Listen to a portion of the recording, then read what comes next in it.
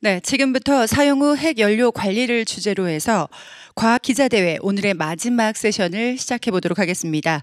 이번 세션은 과학 미래 전문 기자이신 최준호 중앙일보 부장님께서 좌장을 맡아주시겠습니다.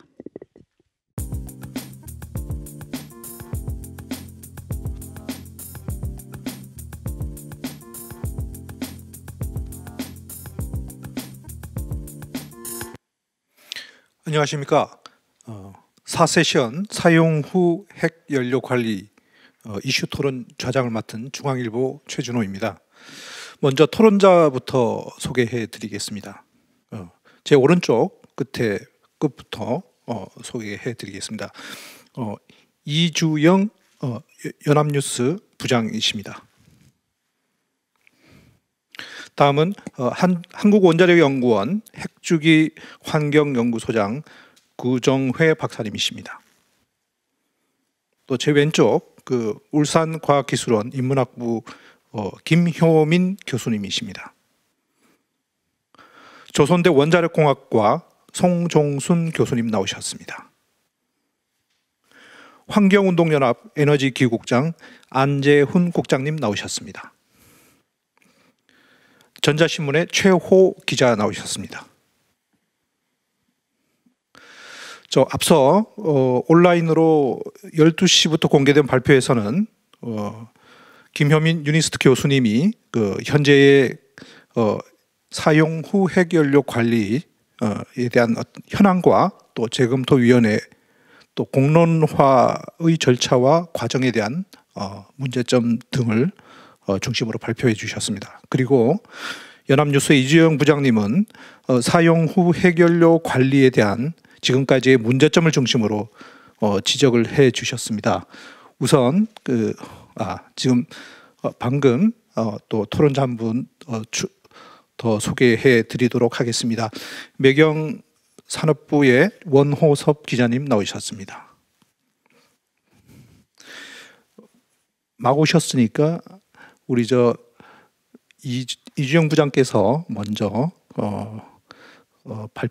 토론을 시작을 해 주시고요. 각 4분씩 드리도록 하겠습니다. 시간을 좀 진행을 위해서 좀 지켜주시면 감사하겠습니다.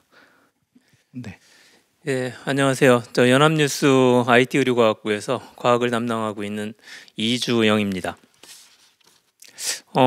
동영상을 보신 분들 계실 텐데 안 보신 분들을 위해서 잠깐 간략하게 제가 말씀드린 요지를 설명을 드리면 제가 원자력 또 사용 후 핵연료 관련해서 취재를 한 것이 이제 과학기자 경력 거의 중간에 조금씩 변화는 있었지만 취재 영역 변화는 있었지만 꾸준히 관심을 기울여 온 것이 벌써 20년이 넘었는데요.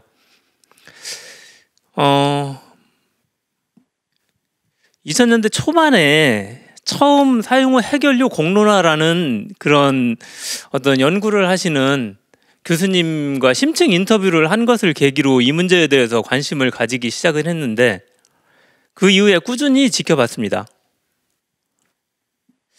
근데 우리나라 원자력 발전에서 이 문제가 유난히 논의가 안 돼요. 그러다가 한 번 내가 발표에 말씀을 드렸는데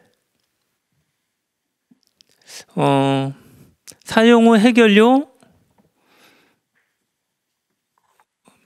2015년에 사용 후 핵연료 관리에 관한 권고안이 나온 그 위원회가 거의 유일하게 실질적인 내용의 실질적인 면을 떠나서 거의 유일하게 뭔가 결과물이 나온 작업이 아니었나 생각을 합니다.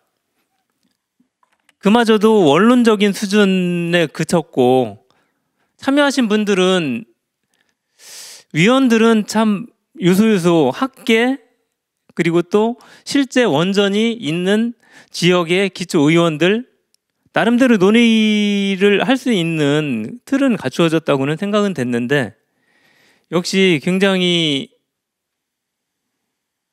어려운 주제이다 보니까 앞으로 이런 방향으로 갔으면 좋겠다라고 하는 그런 원론적 수준에서만 권고안이 나왔던 것 같습니다. 그런데 실제로 생각을 해보면 이 문제가 그렇게 그칠 문제는 아니거든요. 이미 연구 중단된 폐로 수순을 밟고 있는 원자로가 있고 더 이상 원자력을 확대하지 않는다라는 어떤 그런 기조가 사회에 자리 잡고 있는 상황이라 현재 수준에서 확대하지 않고 현재 건설 중인 것을 유지한다라고 할 때 2080년 내외 정도면 국내 원전 이제 수명 연장을 하지 않을 경우 폐로 수순을 밟는다. 물론 이것은 이제 지금 현재 논란이 되고 있는 에너지 전환 문제와 맞물려 있습니다만 에너지 전환이 원활히 될 경우에 그리고 기저 전력을 역할을 할 수 있는 그런 에너지원을 확보한다고 할 때 가능한 것이겠지만 그런 수순을 밟아간다고 할 때 필수적으로 따라야 하는 것이 사용 후 해결료입니다. 그런데 국내에서는 사용 후 해결료 연구 처분장 이 문제에 대해서는 아무도 입을 열지 않습니다. 사실은 이것은 원자력 발전의 경제성이라든지 어떤 환경 친화도 이런 것을 평가할 때도 기본적으로 고려해야 될 요소거든요. 사용 후 해결료를 앞으로 어떻게 관리할 것인가. 그런데 논의에서 내내 빠져 있어요. 경제성 부분에서도 중저준위 방패장 건설 예에서 보듯이 엄청난 사회적 비용을 지불하고 경주에 막대한 경제적 지원책을 내놓고 그런 방식으로 많은 사람들이 그렇게 위험하지 않다라고 동의하는 중저준위 방사성 폐기물 처분장마저도 그러한 비용을 들여서 어렵게 처분장을 만들었습니다.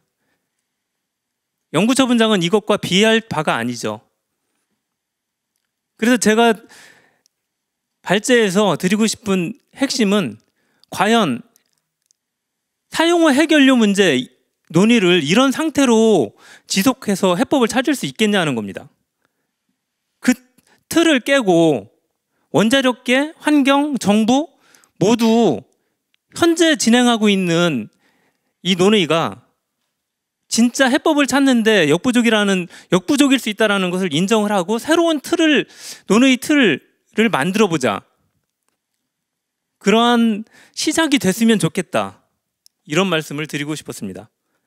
그래서 솔직하게 현실은 현실대로 인정을 하고 좀 해법을 찾는 출발점이 됐으면 좋겠습니다. 이 행사가. 예, 고맙습니다. 네. 다음은 우리 원자력연구원 구정회 박사님 말씀해 주시겠습니다. 네, 저는 1987년도부터 한국원자력연구원에서 근무하면서 사용 해결료 관련된 제반 연구를 수행하고 있습니다. 최초에는 제가 사용 해결료의 소송 문제부터 시작을 해서 지금은 사용 해결료 관련된 시설을 설계하거나 안전성 평가, 그다음에 어떤 처분 방법을 저희가 할 것인가 처분에 관련된 제반 연구를 총괄하고 있습니다. 근데 제가 사용 해결료 관련된 문제를 보면 원자력이라는 건 조금 전에 이주영 기자님께서 말씀하셨지만 사용 해결료의 처리, 처분에 대한 문제를 빼놓고 얘기하는 것은 굉장히 어렵다 하는 부분을 말씀드리고 굉장히 필수 불가결한 부분인데 왜 이 부분을 처음부터 같이 고려하지 못했을까 하는 그런 안타까움이 있습니다.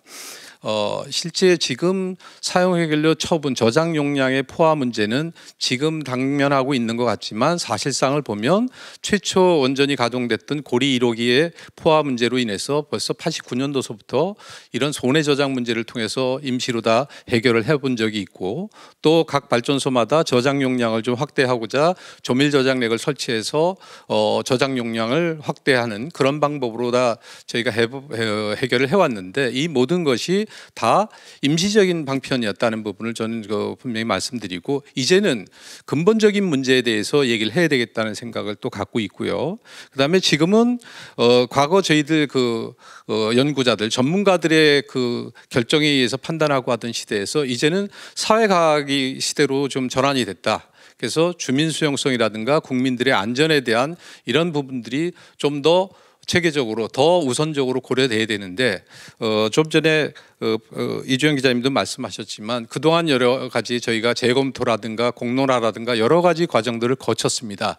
그런데 이게 특별히 어떤 재검토나 공론화에서 다른 결론이 나온 것들이 아니라 거의 모든 것들은 거의 동일한 내용들로 다 모아지는 것입니다. 그래서 저희가 생각할 때 지금 중요한 것은 어떤 기술을 가지고 할 것이냐, 어떻게 절차를 할 것이냐 하는 부분을 계속 논의할 게 아니라 이제는 거의 공통적으로 모아진 의견들을 이미 갖고 있기 때문에 이 부분에 대해서 어떻게 실행할 것인가, 누가 언제부터 어떻게 실행할 것인가를 정확하게 추진을 해야 되고요.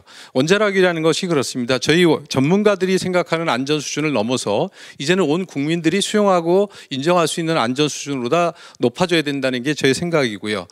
그런 부분이 만족이 되려면 저희들이 주장하는 안전, 저희들이 증명하는 안전이 아니라 충분히 제3자들도 같이 검증할 수 있는 그런 체계를 가지고 충분히 안전성을 같이 검증해 가면서 해야 되는데 검증이라는 것은 충분한 시간들이 또 필요한 것입니다. 그래서 막판에 너무 몰려가지고 일방적으로 진행하는 것보다는 충분히 검증하는 과정들은 지금은 진행을 해야 되겠다. 그리고 부지 선정에 대한 것은 어떤 기구, 어떤 절차를 거치든 그것은 그 공통적으로 모여진 의견을 통해서 결정을 해주면 저희 과학기술자들은 각 결정에 따른 최선의 해법이 무엇인지 최선의 해법에 대해서 저희가 제시하고 또 필요한 부분에 대해서 증명해주고 확인해드리는 그런 역할은 저희가 최선을 다해서 해야 되겠다는 게 저희 정부 출연 연구소에서의 저희 임무라고 좀 생각을 하고 있습니다. 그래서 원자력이라는 것이 저희 원자력 연구원만이 독점적으로 하는 것이 아니고 사업자들만이 독점적으로 하는 것이 아니라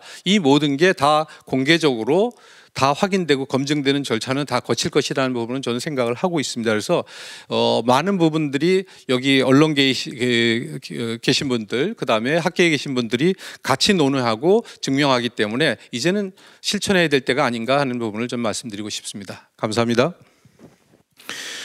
근본적인 방안을 모색을 하자는 말씀이셨는데요. 지금 이제 사실 지난달 30일 그 사용 후 해결료 관리 정책 재검토위가 의견 수렴 결과를 발표했습니다. 그때 내용을 보면 집중형 중간 저장 및 영구 처분에 대한 의견을 한 군데로 모았습니다. 당장 이제 임시 저장 시설에 대한 의견을 모은 건 아닌데요. 어쨌든 현재 보면은 시급한 이 해결료 사용 후 해결료 관리의 문제점을 두 가지로 보자면 하나는 임시 저장 시설, 또 하나는 영구 저장 시설이라고 볼 수 있습니다.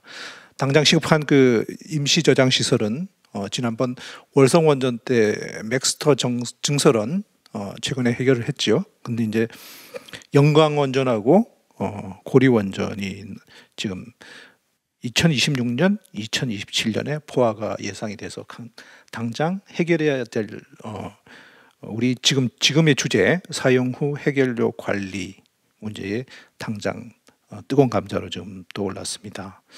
그런 문제도 또 어떻게 이것도 공론화를 해야 하는 건지 재검토 방안을 어떻게 풀어나가야 되는 건지 뭐 이런 것 문제를 좀 더 얘기를 해야 할 텐데요.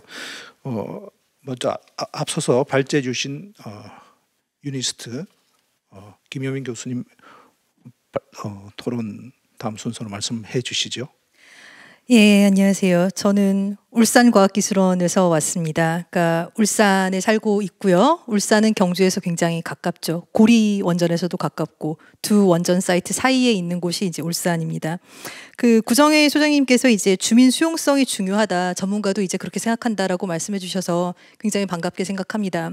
근데 그러면서도 이제 이주영 기자님께서 말씀하셨던 어떤 우리가 그동안 논의에 있어서 진전을 시킨 게 과연 얼마나 있었나라는 말씀에 제가 공감을 할 수밖에 없는 것이 주민 수용성이 중요하다는 이야기도 사실은 최근에 나온 이야기가 아니죠. 최소한 부안 때부터 나왔습니다. 주민 수용성이 중요하다고 생각했으니까 부안 때 사실은 군수가 신청을 했었던 거였는데 군수만 신청했다고 그게 무슨 주민 수용성이냐 이렇게 돼가지고 이제 결국 이제 부안에서 굉장히 폭력적인 상황까지도 갔었던 거고 그 이후에 이제 경주에서 특별법이 만들어지고 기타 등등 주민 수용성을 높이려는 여러 가지 이제 방안들이 진행이 됐었죠. 그 연장선상에 있는 것이 최근에 끝난 방금 말씀해 주셨던 그 경주에서 맥스터와 관련된 공론화이고 약간 더 앞에 이제 박근혜 정부 때 2015년 공론화까지도 그런 어떤 주민 수용성을 높이려는 노력들이 일환이었던 것 같습니다. 그래서 제도적으로는 분명히 이제 주민 수용성과 관련된 이런 시도들이 이루어지고 있는데 그럼에도 불구하고 실질적으로 정말 그 사람들이 이제는 전문가들이 결정하지 않고 시민들한테 다 물어보는구나, 주민들한테 물어보는구나, 주민한테 이제 결정권이 왔구나라고 느끼는가? 그거는 다른 문제인 것 같거든요. 네, 일단은 아셔야 되는데 심지어 제가 지역의 울산 청년들, 경주 청년들을 만나봐도 잘 몰라요. 네, 어른들은 좀 아십니다. 어른들은 이제 뭐 이게 우리가 받아야 되고 안 받아야 되고 뭐 이런 자기들 입장이 있으니까 아시는데 청년들은 TV에서 얘기 안 해주는데 제가 알 수가 있나요? 그래요. 네. 그래서 일단 정말 아까 이제 기술적으로 너무 어려운 문제가 아닌가라는 말씀하셨는데 기술적으로 어렵게 얘기하자면 한없이 어렵게 얘기할 수 있죠, 물론. 근데 굉장히 이제 간단한 거. 네. 이 물질 자체는 이제 연탄을 떼면 연탄재가 나오듯이 계속 나오고 있는 것이고 계속해서 70년대부터 계속 쌓인 것이고 물질 자체는 분명히 위험한 게 맞지만 이걸 이제 컨테인하는 기술들을 계속 발전시키고 있는 것도 맞다. 그러니까 이제 우리가 어떻게 할까? 이 정도로 좀 기본적인 사안에 대해서는 오픈을 정말 하고 솔직한 얘기를 우리가 최종 처분장이 없다 지금 계속 임시 저장 시설만 증설할 수는 없지 않겠느냐 이 정도 얘기에서 이제 좀 양편이 혹은 3자가 그죠? NGO 그다음에 정부 그다음 원자력 전문가 이제 좀 터놓고 이야기할 수 있는 그래서 정말로 이제 뭐 공론화를 뭐 프로세스를 어떻게 할 것인가 뭐 어느 기술이 뭐 어떻게 발전이 되어야 할 것인가 이런 세부적인 사항도 좋지만 정말 적어도 모든 사람들이 상식선에서 좀 납득할 수 있는 정도의 이야기 그 베이스 라인을 좀 잡아놓고 약간은 좀 그 이 시급한 사안에 대해서 모든 사람들이 관심을 가질 수 있는 그런 계기를 이 행사를 통해서 만들어 나갔으면 합니다. 네. 공론화의 어떤 재검토 공론화의 세련된 절차 필요하다는 말씀이십니다.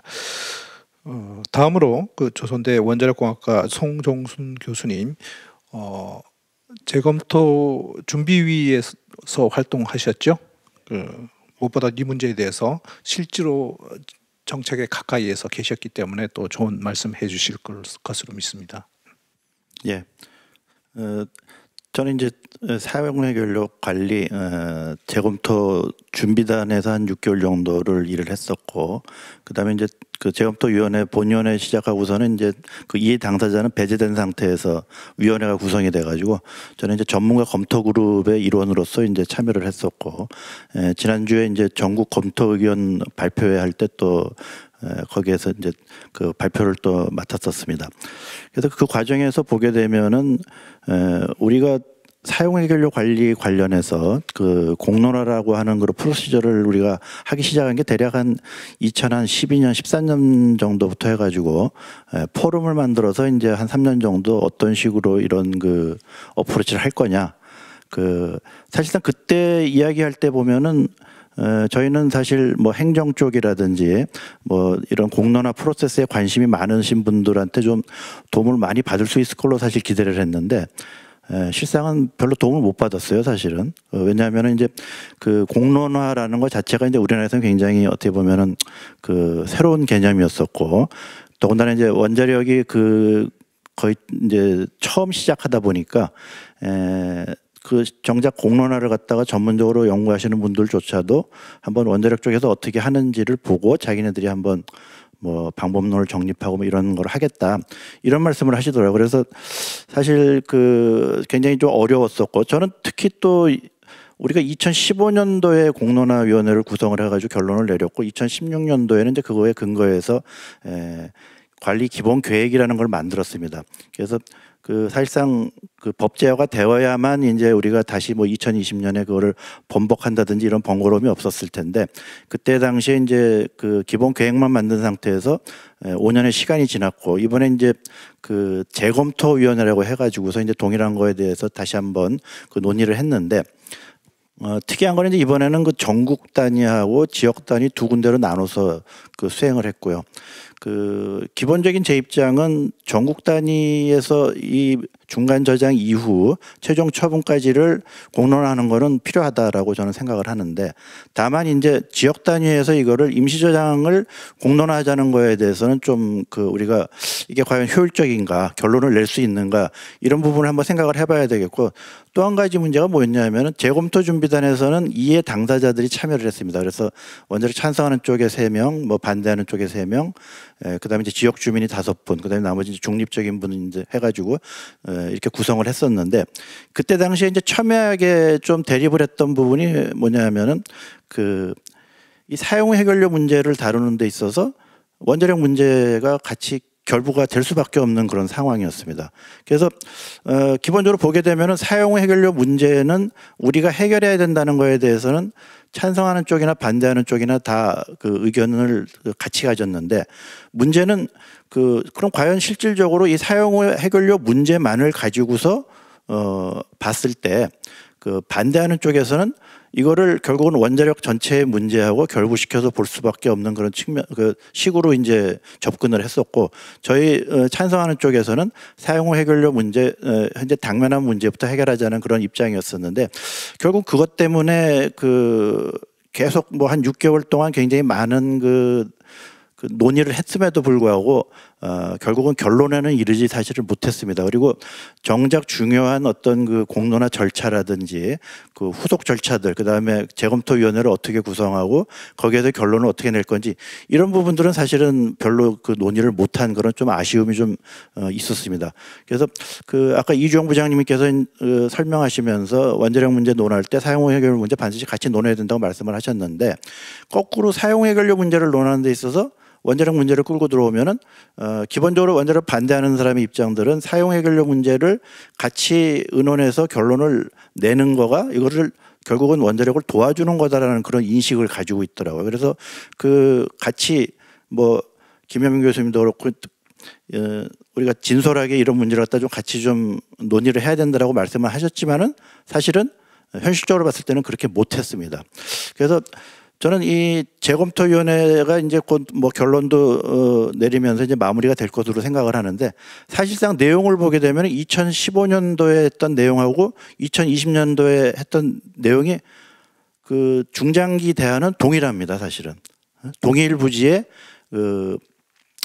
중앙집중식 중간저장 시설과 최종 처분장을 건설하자, 이러한 결론에 결국은 동일하게 도달을 했습니다. 그리고 또 한 가지는 저는 앞으로 이제 공론화에 대해서 전문적으로 연구하시는 분들이 좀 많은 좀 고민을 좀 해봐야 된다고 생각을 하는 것이, 과연 무엇이 공론화의 대상인가부터가 저는 굉장히 중요하다고 봅니다. 그래서 실제로 봤을 때 전국 단위에서의 그런 이슈는 공론화 대상이지만은 지역에서의 임시저장 이슈는 저는 공론화 대상은 아니다, 이런 입장이고요. 그 다음에 또 한 가지 중요한 거는, 공론화라는 것도 이거를 한 번 하면서 끝낼 거냐, 아니면은 지금 이제 공교롭게도 5년 만에 재검토위원회를 했는데, 그럼 앞으로도 향후 5년마다 할 거냐. 그래서 앞으로 이런 논의를 어떤 식으로 계속 해나갈 건지, 저는 프랑스처럼 국회를 이용하는 것도 좋은 방법이라고 생각을 합니다. 사회적 갈등 이슈가 있는 거를 어차피 국민 대의기관으로서 국회가 있으니까 국회에서 맡아서 하는 것도 하나의 방법이 있을 거고, 또 한 가지는 공론화 결과를 보게 되면은 사뭇 영국이나 캐나다나 우리보다 먼저 공론화를 했던 나라들의 결과를 비교해 보면은 우리랑은 좀 차이가 많이 납니다. 그래서 우리는 공론화 결과가 너무나 구체적이고 너무나 지엽적이고 너무나 상세한 것 같아요. 그렇게 해서 오히려 김현민 교수님 발제에도 보게 되면은 모든 문제를 다 공론화하는 게 과연 바람직한 거냐라는 측면에서 봤을 때, 저는 큰 프레임에 대해서는 공론화 결과를 준용하지만은 세부적인 실천이나 이런 시행에 있어서는 좀 유연성을 발휘할 수 있는 그런 것도 또 필요하다고 생각을 합니다. 예, 이상입니다. 예, 감사합니다. 토론이 점차 뜨거워지기 시작한 것 같습니다. 시민사회 단체에서 하실 말씀도 또 있을 것 같은데요. 안재훈 환경운동연합 에너지기후국장 토론 부탁드리겠습니다. 네, 안녕하십니까. 저는 환경운동연합에서 일을 하고 있고요. 안재훈이라고 합니다. 저는 참 이 문제가 어떻게 보면 우리 국민 누구한테 이 문제를 풀려고 해도 사실 쉬운 문제는 아니라고 생각을 합니다. 제가 언제 한번 이제 기자님하고 한번 통화를 하면서 그런 얘기를 한 적이 있었는데요. 이 기사를 왜 이렇게 안 달아주시냐, 이런 문제들에서 좀 많이 좀 기사를 만들어주시면 좋겠다라고 했는데 좀 그런 말씀을 하더라고요. 이 문제는 너무 풀기 어렵고 당장 어떻게 좀 하기 어려운 문제들이어서 좀 기자 입장에서는 지금 어떻게 보면 해결해야 될 당장의 문제들도 많고, 또 어떤 문제들은 기사를 만들면 해결이 될 수 있는 문제들이 있는데, 이 사용 해결료 문제는 기사를 내도 사실은 이게 금방 어떤 해결 문제가 되거나 이걸 계속해서 뭘 하기가 좀 쉽지 않다라는 말씀을 하시더라고요. 그래서 그 말씀을 들으면서 저는 참 그게 바로 지금 사용 해결료 문제 아닌가라는 생각을 했거든요. 저는 왜 공론화를 2번이나 했는데 왜 아무런 진전을 못하고 지금 우리가 어떻게 해결해 가면 되겠구나라는 것들을 못 만들어냈을까라는 걸 보면 거기에 바로 답이 있다고 생각합니다. 그러니까 저는 공론화도 중요하고 거기에 대한 의견들을 잘 모아나가고 하는 것도 중요하지만 지금의 현실이 어디에 있는가라는 거를 좀 더 정확하게 얘기해야 된다. 정말 우리는 사용해결료 최종 처분장을 만들 부지가 있는가, 기술이 있는가, 또 그거를 지금 준비하고 있는 어떤 사람들이 있는가, 조직이 있는가, 또 연구자들이 있는가, 이런 문제부터 좀 솔직하게 얘기를 해야 된다 생각하고요. 근데 제가 봤을 때는 뭐 월성 1호기 뭐 경제성 뭐 이런 문제들에 대해서는 정말 말씀 많이 하시는 교수님들, 원자력 전공하시는 분들 많은데 사용 해결료 문제에 대해서는 어떻게 해보자, 어떻게 최종 처분장을 해보자, 뭐 이 문제는 어떻게 풀어보자라고 하는 그런 전문가분들도 잘 없고, 또 그런 문제에 대해서 좀 깊이 있게 다뤄주는 어떤 기자분들도 너무 부족한 것 같아요. 그래서 이런 문제들이 계속 반복되다 보니까 결국에는 이제 이런 문제가 지금 당장 어떻게 원전을 더 가동에 문제가 안 생기게 할까라는 거에만 정부도 더 신경을 쓰고 그 일을 주로 하는 산업부 역시도 이제 공론화를 하든 이 문제를 어떤 방안을 만들든 가장 중요하게 생각하는 게 중장기적으로 정말 근본적인 대책을 마련하고 국민들한테 이 문제에 대해서 제대로 알리고 하는 것보다는 뭐 이번 월성 맥스터처럼 지금 이거 안 하면 2년 뒤에 월성 원전이 멈출 상황에 벌어집니다라는 이야기를 하는 게 이 사용 해결료 해법을 마련하는 것처럼 이렇게 오히려 본말이 전도된 상황이 좀 계속 반복되고 있는 것 같습니다. 그래서 저는 오히려 지금 우리가 좀 해야 될 거는, 저도 그 얘기를 질문을 했었어요. 그 산업부에 질문을 하니까 그러면 월성 맥스터를 지으면 몇 년도까지 그게 있는 시설입니까? 또 월성의 원전 안에 있는 폐기물을 거기에 다 들어갈 수 있습니까? 라는 질문을 하니까 지금 7기를 더 추가로 지은다고 해도 월성 원전에서 뭐 수명 만료 때까지 하는 폐기물들 다 보관할 수는 없다고 얘기를 하더라고요. 또 이걸 몇 년도에 그러면 다른 어디로 가는 계획이 있는 겁니까? 라고 하니까 그거는 없다고 하는 거예요. 그런 상황에서 이런 결정을 하니까 지역 주민들 입장에서도 뭔가 이게 뭔지도 모르고 언제까지 할지도 모르는 시설을 지역에 갖다 놓으니까 아, 이게 지역 주민 입장에서는 영구 처분장이나 다름없다, 이런 얘기를 하고, 다른 외국 뭐 미국이나 이런 데 보면 원자력 발전소 다 해체했는데도 덩그러니 이제 사용 해결료 임시 저장 시설만 이렇게 남아 있는 경우들도 있잖아요. 근데 우리는 그러면 저는 그렇게 할 수도 있다고 생각해요. 우리 방법이 그거밖에 없으면 그렇게 하겠다라는 얘기를 해야 되는데 마치 뭐가 있는 것처럼 또 그렇게 하지 않을 것처럼 국민들한테 얘기해놓고 그렇지 않을 수 있는 어떤 대안은 아무 준비는 안 하고 있는 이런 현실을 지금 이제는 좀 바꿔야 되지 않나, 이런 생각을 해봤습니다. 이상입니다. 네, 감사합니다. 전문가도 또 언론도 구체적인 본질적인 부분을 제대로 건드리지 않고 있다, 따끔한 지적을 해 주셨습니다. 임시 저장 시설이 그나마도 구체적인 플랜을 마련하지 못하고 또 정부는 솔직하지 못하고 이런 문제들이 현재도 계속 반복이 되고 있다라는 말씀이십니다. 자, 다음으로는 우리 언론에서 또 말씀을 좀 해 주시겠습니다. 전자신문의 최호 기자님 말씀해 주시겠습니다. 예, 안녕하세요. 전자신문의 최호 기자입니다.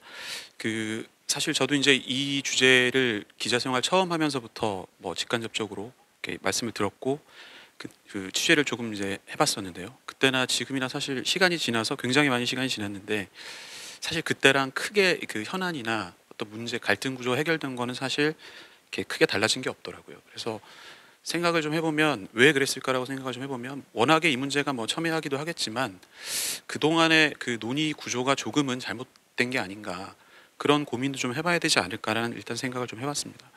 이제 그런 와중에 이제 그 포화도는 점점 이제 높아져서 뭐 코앞으로 이제 다가온 상태고요. 그래서 일단 그 이주영 부장님께서 이제 말씀하셨던 그 사용후 해결료 문제는 뭐 단순히 이제 그 처리 문제에 국한된 것이 아니라 국가의 어떤 에너지 믹스와도 굉장히 중요한 그 연관이 있다. 사실 작년에 그 과학기자대회에서도 이 말씀을 하셨을 때 굉장히 저도 공감하는 바였고, 사실 어떻게 보면 뭐 이게 핵심이겠죠. 핵심인데 이게 보면 사실 그 원자력의 어떤 경제성을 얘기할 때도 가장 깨끗하고 가장 발전 원가가 낮다고 얘기하지만 사실 거기에는 이 처리 비용이나 이런 것들이 포함되지 않은 걸로 저도 알고 있습니다. 그래서 그 애기본 등도 살펴보니까 과거에는 그냥 처리 방안에 대한 고민이 필요하다는 정도 그렇게 표기가 돼 있고, 이제 계속 그 증설 계획만 나오다가 이제 현 정부 들어서 계획이 좀 바뀌었는데요. 그러니까 이렇게 보면 그 이 부장님께서 말씀하신 대로 처리 시설을 일단은 이제 어떻게든지 그 논의를 맞춰서 그 저희가 이제 사회에 한 그 시설로 들어와야 된다는 데는 저도 그 100% 공감하는 바이고요. 그러면 과연 이제 이걸 어떻게 이 문제를 해결할 수 있느냐, 합의는 어떻게 하느냐, 김 교수님께서 이제 그 말씀을 또 해주셨는데요.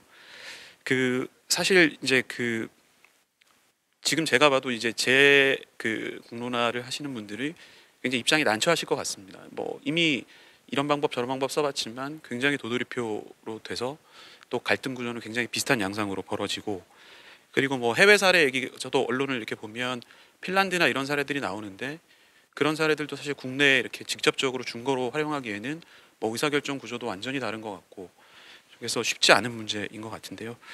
그래서 이 문제가 이제 결국은 어느 정권에서 뭐 그 고양이 목에 방울 달기이겠지만 그 공론화뿐만 아니라 뭐 공론화 플러스 알파의 어떤 새로운 좀 탈출구를 모색해야 되는 게 아니냐, 그런 논의도 좀 해봐야 될 것 같고요. 그리고 저 개인적으로는 사실 이 공론화라는 게 이제 너무 이 문제가 그 공론화에 매몰되다 보니까 모두가 논의하기 굉장히 부담스러워지고, 그 다음에 그 어떻게 보면 갈등이 약간 상징처럼 돼버린 게 아닌가. 그리고 말씀하신 대로 이 모든 문제를 다 공론화로 해결하려는 게 아닌가. 절차 뭐 말씀하신 대로 세부적인 어떤 정책이나 이런 것들조차도 부담이 되니까 이거 하나하나 전부 다 공론화에 맡기는 게 아닌가, 그런 생각을 좀 해봤습니다. 그리고 그 어떤 뭐 언론에서도 사실 이제 이 문제가 에너지 또 그 어떤 진영의 논리로 활용이 되기 때문에 가끔 보면 이제 좀 그 특정 집단의 어떤 뭐 반대나 또는 찬성의 목소리 활용되기도 하는데, 사실 필요성을 생각해 보면 이제 그런 거에서 완전히 분리가 돼서 그 좀 감시가, 그런 이제 어떤 입장 표명이나 이런 것들은 좀 감시가 필요하지 않을까 싶고요. 그리고 이제 또 하나는 공론화 얘기에 이제 너무 매몰되다 보니 그 비껴나가 있는, 그러니까 만약에 뭐 이 중요한 R&D 기술이나 처리 기술 개발 등이나 이런 것 등에 대한 어떤 논의 어떻게 돼가고 있고 어떤 기술이 우리한테 적합한지 이런 논의 별로 들어본 적이 없는 것 같습니다. 그래서 그런 논의가 잘 돼야 만약에 우리가 어떤 의사결정을 내렸을 때 뭐 어떤 방향으로 가자, 극적으로 뭐 합의가 된다고 했을 때 그때 과연 그 기술의 어떤 방안이나 이런 것들이 서포팅이 될 수 있을까, 뭐 최적의 방안이 마련이 돼 있을까, 그런 것도 한번 좀 이렇게 그 가려져 있지만 끄집어내서 논의를 계속 해나가고 R&D 투자나 이런 것들도 계속 이렇게 좀 독려를 해야 되는 게 아닌가, 그런 생각을 해봤습니다. 네, 감사합니다. 공론화 만능주의에 대한 어떤 부작용, 이런 말씀을 좀 지적을 해주셨고요. 그동안에 우리가 계속 목격해왔듯 논란만 있고 근본적인 해결은 잘 되지 않는 그 구조가 지금 계속되고 있는 그런 모습입니다. 다음 토론자로 매경 산업부 원호섭 기자님 발표해 주시겠습니다. 예, 저는 그 2016년도에 핀란드 헬싱키에 다녀온 경험을 좀 이야기해 보려고 하는데요.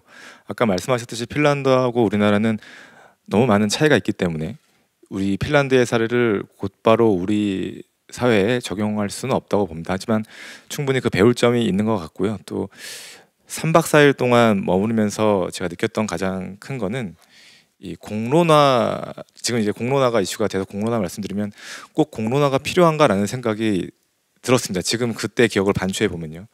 그리고 그때 보면 그 무려 1978년도에 핀란드는 이 논의를 시작을 했고요. 그리고 땅에 묻는다라는 걸 정하는 데까지 걸린 시간이 무려 6년이 걸렸다고 합니다. 그래서 1983년에 그 땅에 묻기로 결정을 내렸다고 하고, 그 다음에 이제 후보지를 정한 게 162개를 정했고, 그 다음부터 10년 넘게 후보지를 조금씩 추려나가면서 최종적으로 2001년도에 결정을 했다고 하더라고요. 그런데 재미있는 거는 이 결정을 했다 하더라도 주민들이 반대할 경우에는 영구적으로 그곳에 처분 시설을 짓지 않겠다라는 것을 법으로 박아놨는데도 불구하고 주민들은 그것을 찬성을 했다고 하고요.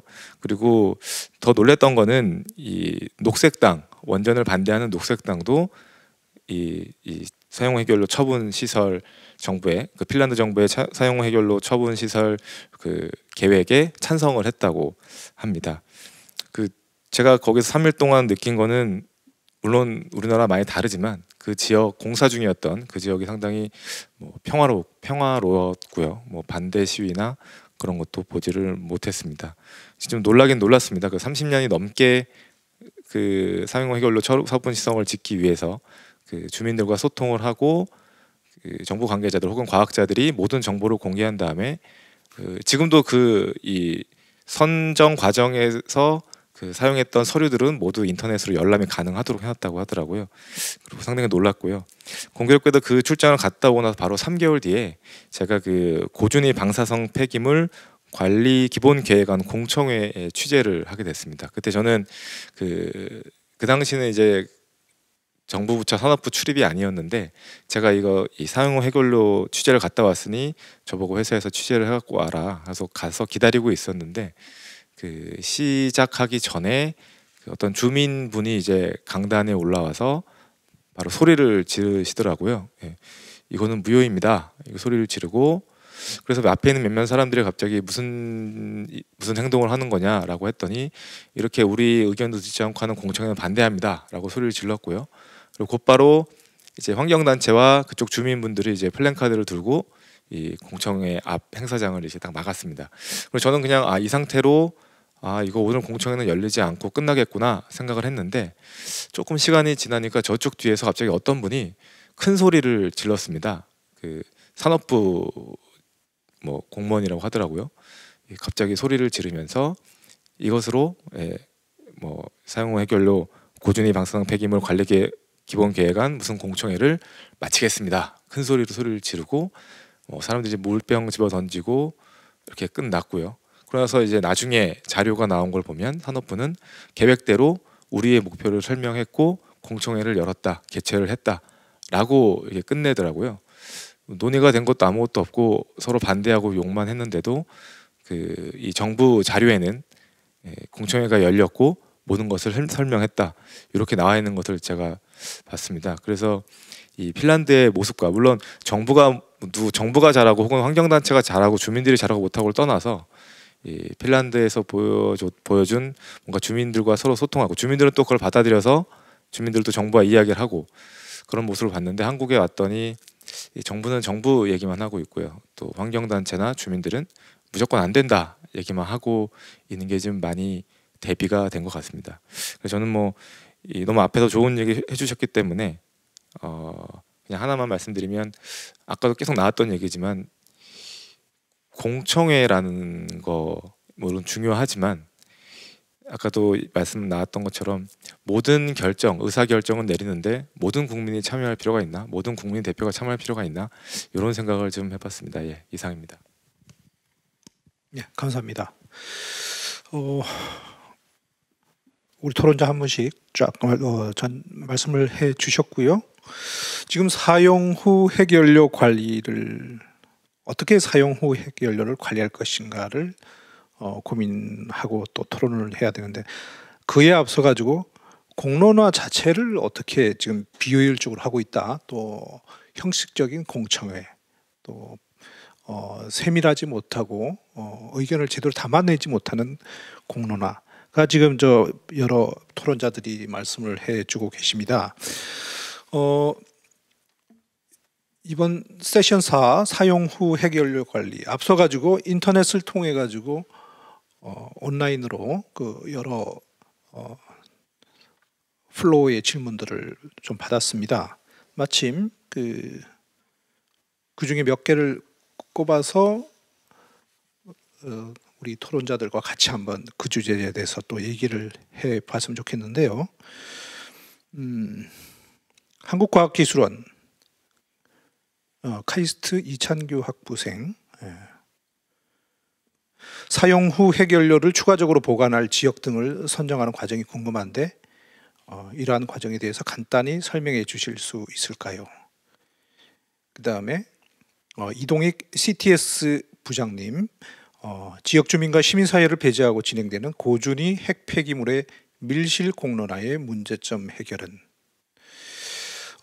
어떻게 처리하느냐에 앞서 더 중요한 것은 그런 어떻게 처리하는지를 의견을 모으고 하는 과정에 대한 어떤 세밀한 궁금증들이 많이 있습니다. 여기에 대해서 한번 좀 답을 좀 해주실 수 있는 분, 김효민 교수님 어떻습니까? 예.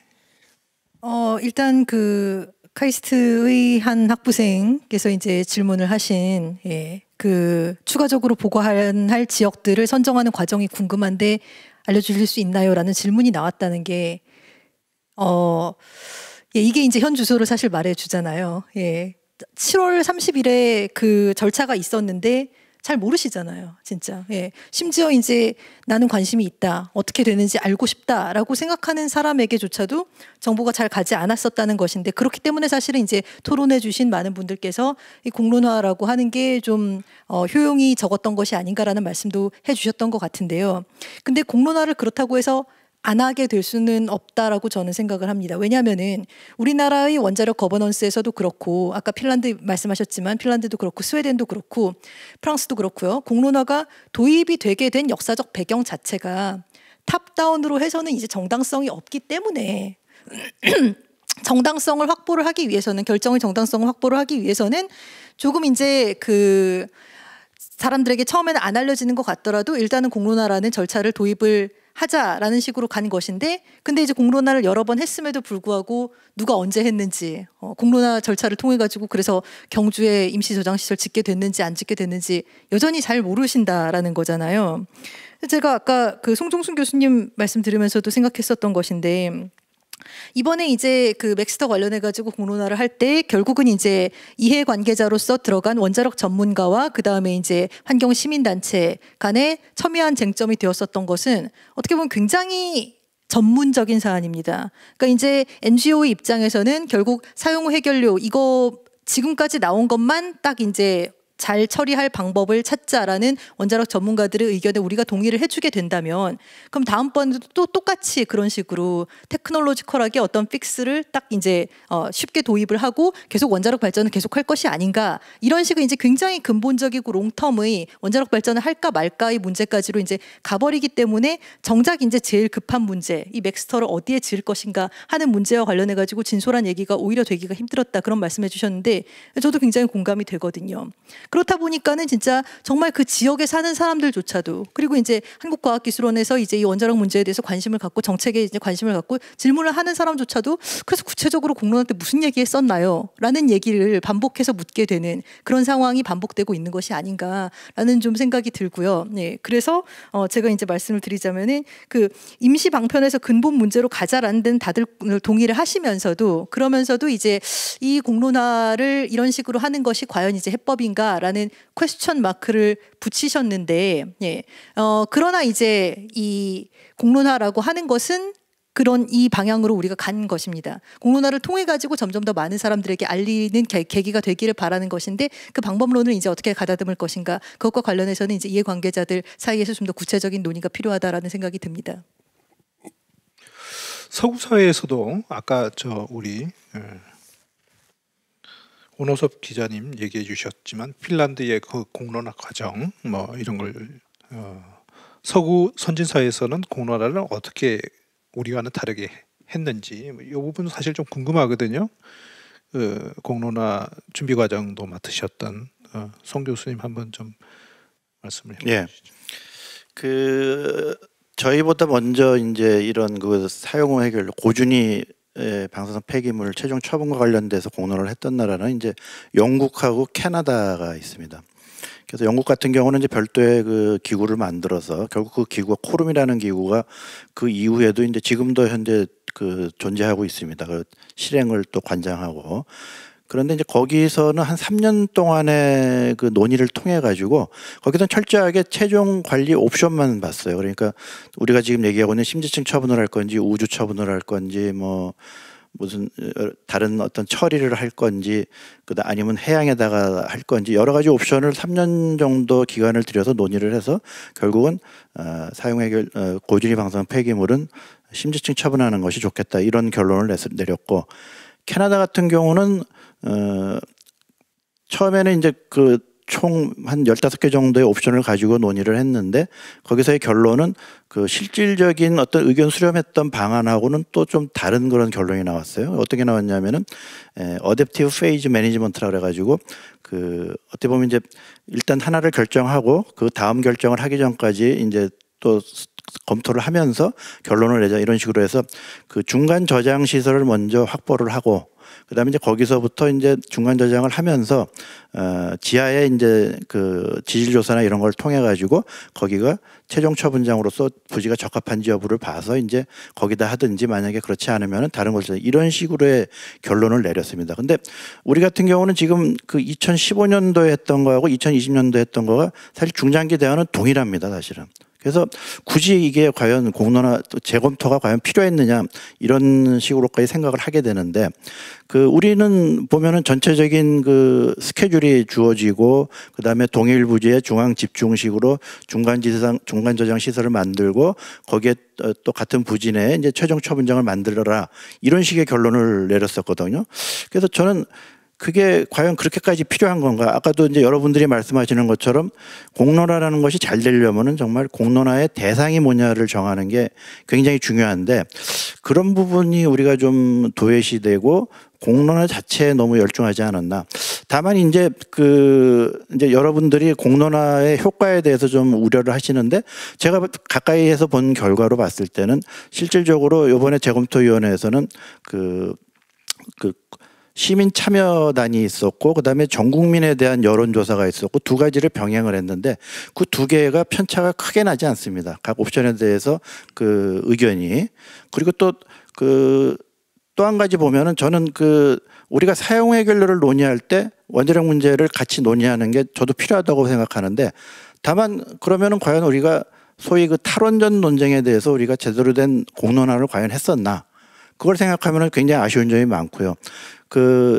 실제로 보게 되면은 제가 이제 원자력 학회에서 여론조사를 저희가 한 봄, 여름, 가을, 겨울에서 4번 정도를 했는데 그때 보면은 원자력 발전을 현재 수준으로 유지하거나 확대하는 것에 대해서 거의 65%에서 70%의 국민들 찬성률이 나옵니다. 그래서 지금 현재의 정부의 정책하고 국민들의 그런 인식하고는 갭이 있으니까 저는 이 부분도 우리가 뭐 공론화를 통하든 아니면 뭐 국회를 통하든 어떤 식으로든 해소가 돼야 될 것이고 그래서 사용 후 해결료 문제만을 가지고서 이거를 우리가 접근하기에는 다들 어떻게 보면은 진영의 논리라 그럴까요? 좀 그런 부분으로 접근하는 부분이 많아서 오히려 좀 좋은 결론을 내리는데 좀 많은 어려운 점이 있지 않나. 그게 제 개인적인 생각입니다.